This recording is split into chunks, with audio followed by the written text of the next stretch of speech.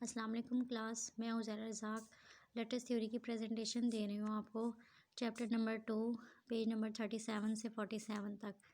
जो मेरा टॉपिक है वो है ट्रांसफाइनाइट इंडक्शन। उसके लिए मुझे थोड़ी सी बेस बनानी पड़ेगी, देखना पड़ेगा कि पीछे से कौन कौन सी डेफिनेशन उसमें यूज़ हो रही हैं। तो मैं वहीं से स्टार्ट करूँगी। पहला टॉपिक हमारा है introduction. Numbers are usually used for two different things. One is to measure quantity, such as number of students in a class, and the other is to indicate order, such as the first student and second student and so on.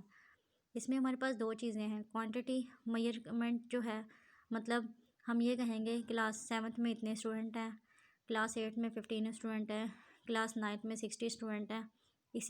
ये है हमारे पास quantity major.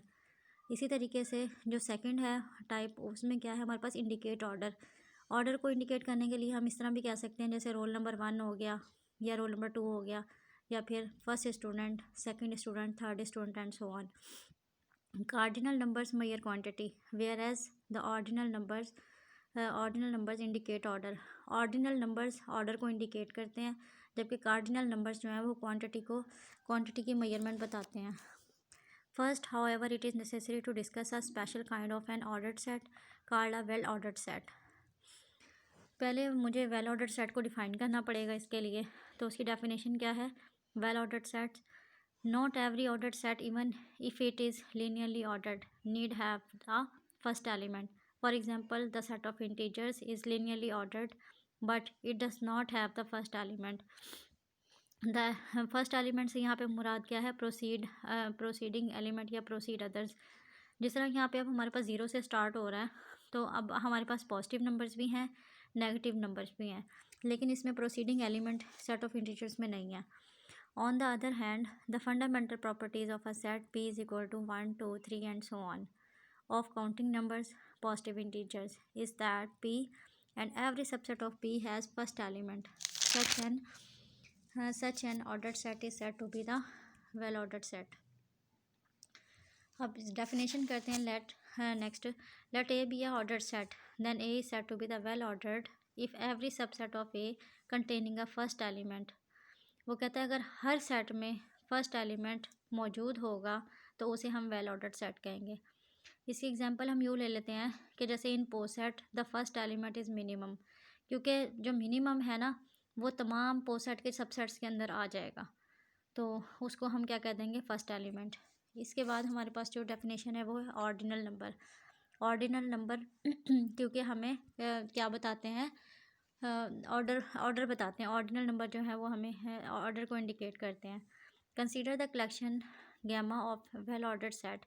Each well-ordered set A in gamma is assigned a symbol in such a way that any two well-ordered set A and B are assigned the same symbol if A and B are similar, मतलब order isomorphic.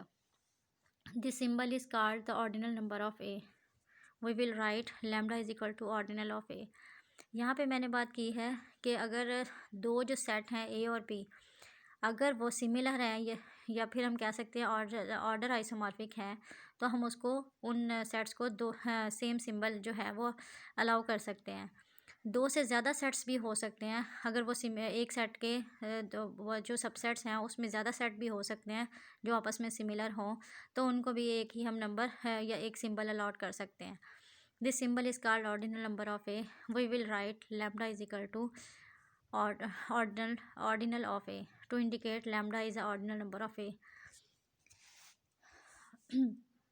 उसके बाद हमारे पास next definition है, the ordinal number of each of the well ordered set five, set of 1, set of 1 2, set of 1 3 is noted bye 0 1 2 3 respective and so on respectively and it called a finite ordinal number. जो अस्मा ने आपको lecture में बताया था ordinal number के हिसाब से, वो था 5, सेट ऑफ 5, नेक्स्ट था 5 और सेट ऑफ 5 का मिला के और इस तरह से सो ऑन। वो भी बिल्कुल एग्जैक्टली यही चीज़ है, और ये वाली भी, ये सिर्फ मैंने नंबर्स में शो किया और उन्होंने एम्प्टी सेट से रिप्रेजेंट किया इनको। These are same things. अब मेरा जो मेन टॉपिक है ट्रांसफाइनाइट इंडक्शन, पेज नंबर 37 पे नोट्स के चैप्टर नंबर 2 पे है।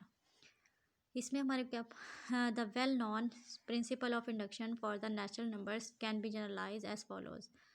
थ्योरम नंबर है 2.9, ट्रांसफाइनाइट इंडक्शन वर्जन नंबर 1।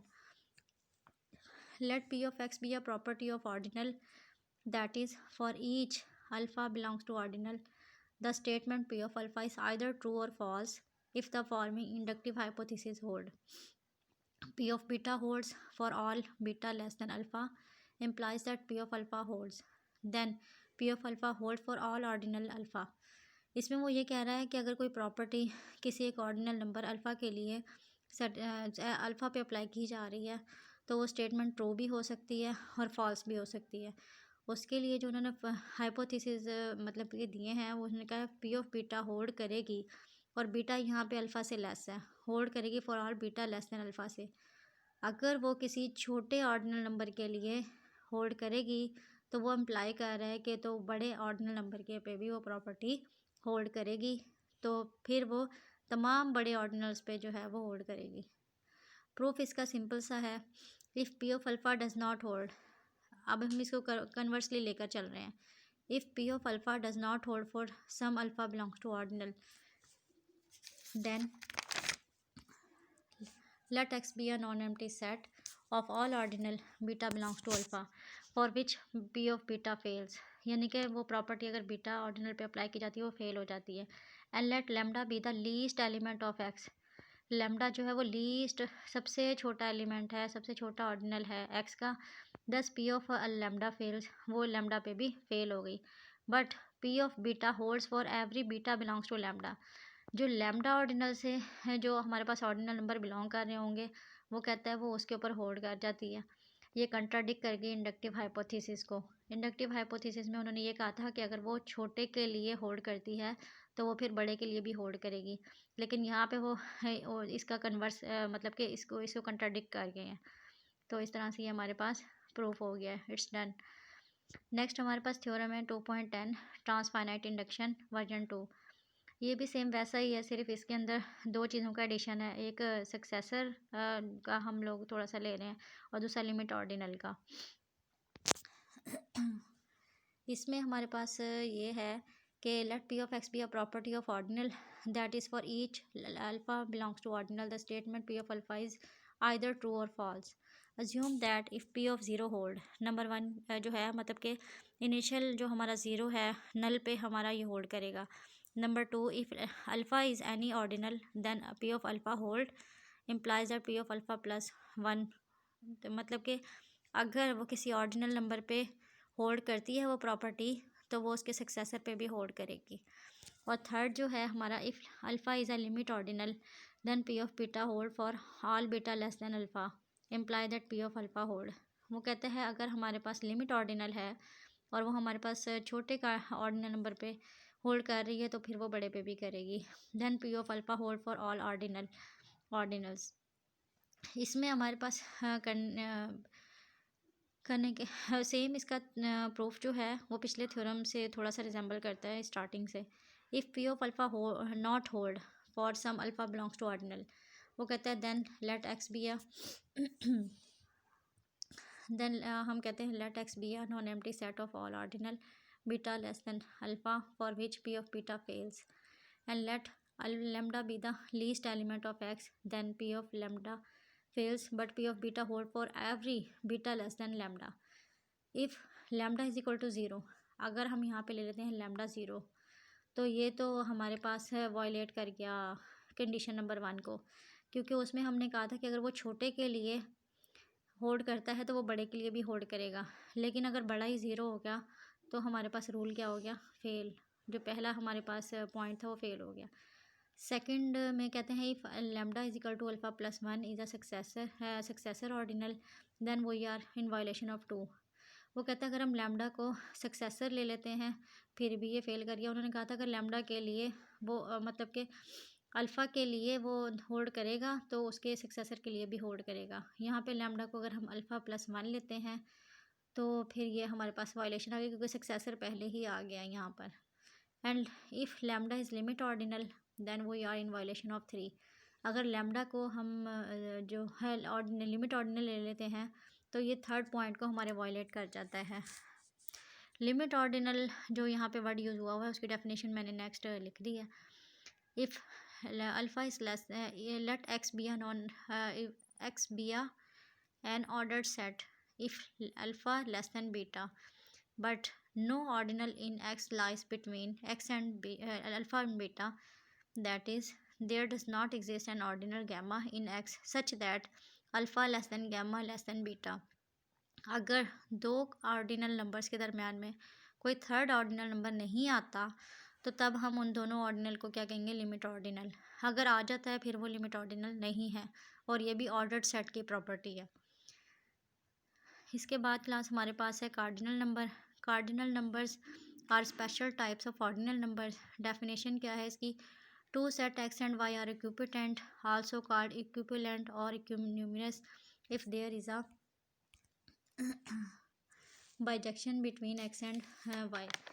यहाँ पे मैं एग्जांपल एक कोट कर रही हूँ, मतलब कि एक मैंने सेट लिया है एक्स वो जिसके एलिमेंट है ए बी और सी, और दूसरा मैंने सेट लिया है वाई जिसके एलिमेंट है 1 2 एंड 3। एक्स की कार्डिनलिटी और वाई की कार्डिनलिटी दोनों की 3 है क्योंकि उनके दरमियान में बाइजेक्शन है। वो use the notation X hook right arrow to Y to denote the fact that there is an injection from X to Y.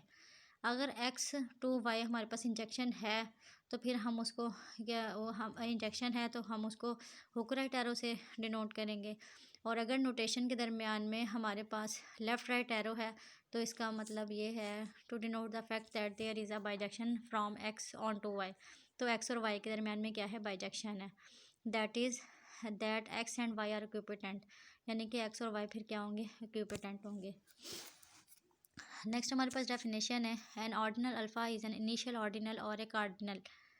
जो हमारे पास एक ऑर्डिनल है alpha is an initial ordinal और a cardinal if alpha is not equipotent to any smaller ordinal beta belongs to alpha. अगर वो ordinal number alpha किसी छोटे ऑर्डिनल बीटा या किसी वे स्मॉलर ऑर्डिनल बीटा से इक्विपोटेंट नहीं है, मतलब कि उसके साथ वो बाइजेक्शन नहीं रखता, क्योंकि वो भी सेट है ये भी सेट है। अगर इन दोनों के दरमियान में बाइजेक्शन नहीं होती तो हम देन उसको हम कहते हैं कार्डिनल नंबर, और कार्डिनल नंबर को हम किससे रिप्रेजेंट करते हैं, सी ऑफ एन से। जो नेक्स्ट पेज है हमारे पास, पेज नंबर 8 पे हमारे पास यहाँ है ऑर्डर टाइप। ऑर्डर टाइप को द कार्डिनलिटी ऑफ सेट को डिफाइन करने के लिए हमें यहाँ पे ऑर्डर टाइप्स का पता होना ज़रूरी था। ऑर्डर टाइप को देखने के लिए पहले मुझे डेफिनेशन राइटअप करनी पड़ी, वो ये है। Order type, consider a collection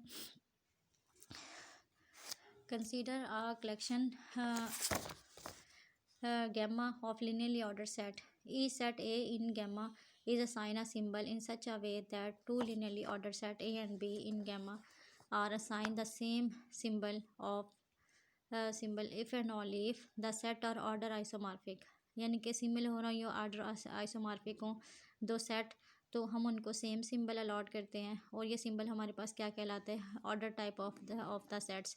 वो उन सेट्स की क्या कहलाता है, ऑर्डर टाइप कहलाता है। The order types of following familiar sets with the usual order as follows. Omega represent कर रहा है यहाँ पे order type of set P of set of integers को, और पाई रिप्रेजेंट कर रहा है order type of set of integers को, और ईटा रिप्रेजेंट कर रहा है order type of set of rational numbers को।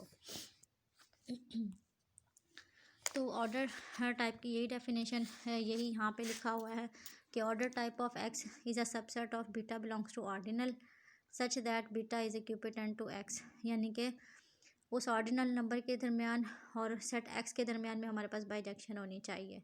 तो इसी को रिप्रेजेंट कर रहा है। इस पैराग्राफ को थोड़ा सा रीड आउट कर लीजिएगा। बाकी डेफिनेशन ये जो मैंने पीछे बताई है ये बहुत ही सिंपल और आसान सी डेफिनेशन है।